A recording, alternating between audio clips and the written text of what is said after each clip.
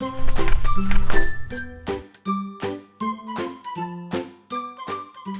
friends, welcome back. Today we are going to continue reading from Geronimo Stilton Spacemice Rescue Rebellion. Yesterday we read about how Geronimo Stilton landed on Jurassic to help the Cosmosaurs. Let's see what happens next. Chapter 5. Anybody home? Thea's space shuttle landed in a desert on Jurassic. Trap, Robotics, Benjamin, Bugsy Wugsy, and I all climbed out. "This is where I'll pick you up," Thea told us. "I'm heading back to Mouse Star 1 to prepare for the Cosmosaur's arrival. See you soon." We watched as the space shuttle disappeared in the distance. We were completely alone on an unfamiliar planet. Which way were we supposed to go? Stellar Swiss cheese! Why do I always have so much trouble reading astral maps? Luckily, Benjamin came to my rescue. "Do you need help, Uncle?" he asked sweetly. Yes," I admitted, embarrassed. "Thank you." "This dot is where we are," Benjamin said, pointing confidently to the map. "According to the map, the Cosmosaur village is here, so we have to go north." Bugsy Wugsy was so excited that she could barely stay in her fur. "I can't wait to meet those adorable Cosmosaurs," she squeaked. But instead of excitement, I felt a strange, annoying itchiness on my snout. I twitched my nose and we headed north. After a while, we saw a narrow path in between some rocks. "According to the map, we have to go this way," Benjamin explained. Trap took a step forward. "Yoo-hoo!" he shouted. His voice echoed, but there was no reply. "Anybody home?" Trap continued.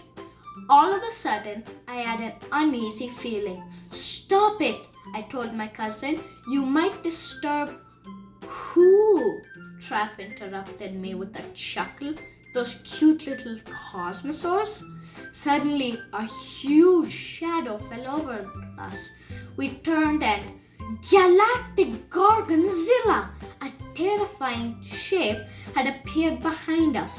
It had an enormous face, 2 tiny arms, and a massive body that ended with a comma-shaped tail. This is what they saw. Scary, isn't it? Hey, wait a minute. It was identical to the one Hologramics has shown us, but it was much, much bigger. And it didn't seem to have that sweet disposition either. In fact, this Cosmosaur was downright scary. The alien looked at us menacingly, baring its sharp fangs. Benjamin, Bugsy Wugsy, and Robotics hid behind me in fear. Trap, on the other hand, wasn't scared at all. "Relax," he said calmly. "This guy is just a little bit bigger than we expected." "You mean they're a little bit bigger than we expected," I corrected him as 3 more Cosmosaurs emerged behind the rocks. The alien stared at us for a moment. Then another one bared its fangs and roared, "Roar! Grr. What is he saying, Robotics?" I asked in a shaky voice. "They want to know who we are, what we want, and where we come from," Robotics replied quickly. Trap stepped forward. "Dear Cosmosaur friends, we are a delegation of space mice who have come to—" The Cosmosaurs didn't let him finish. "Grrr, grrr." We all looked at Robotics. He said, "You can explain what you're doing on our planet to our king," Robotics translated. "He will decide what to do with you." Follow us. Chapter 6. It was just a baby. We followed the Cosmosaurs towards their village. Cousin, do you think we can trust them? I whispered to Trap as we walked. I really don't like the way they're looking at us. We don't have a choice, Trap replied. We'll have to talk to their king and explain that they're in danger. Yes, of course, I squeaked. It's just that... What? The itch on my snout was worse than ever, and I couldn't hold back. Achoo! I exploded into a galactic sneeze that startled everyone. Uncle, you frightened him, Benjamin scolded me. Try to sneeze more quietly next time. But who did I frighten? I asked, perplexed. Him, Benjamin replied.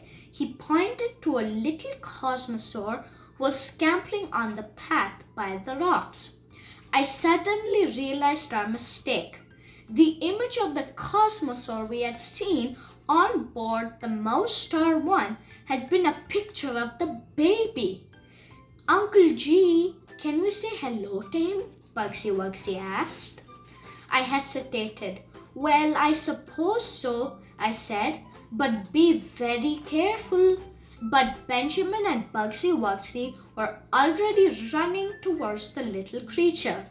After a moment's hesitation, the tiny alien came closer and was now letting them scratch his tummy. Look how nice he is, Benjamin exclaimed. He's so sweet, added Bugsy Wugsy. He says his name's Fred, Robotics translated. Hi, Fred, exclaimed Bugsy Wugsy.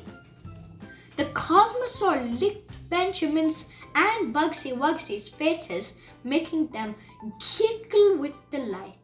Marshy and Mozzarella, the three of them had already become friends. Meanwhile, Robotics and Trap were walking beside the adult Cosmosaurs. Unfortunately, they seemed a lot less friendly than the baby. I could hear Trap squeaking about food, as always. So, what are the special dishes served on your planet? Trap asked.